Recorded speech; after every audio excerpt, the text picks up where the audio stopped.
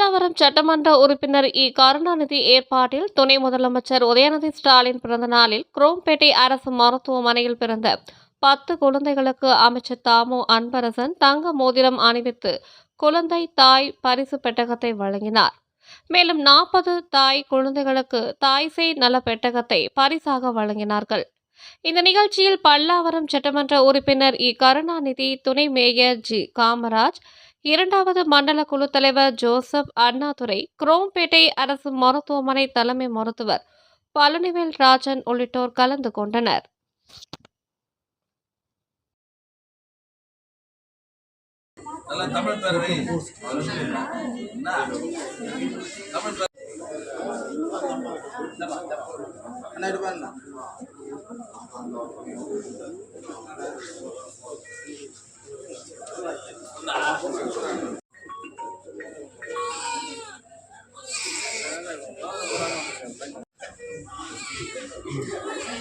அது இல்ல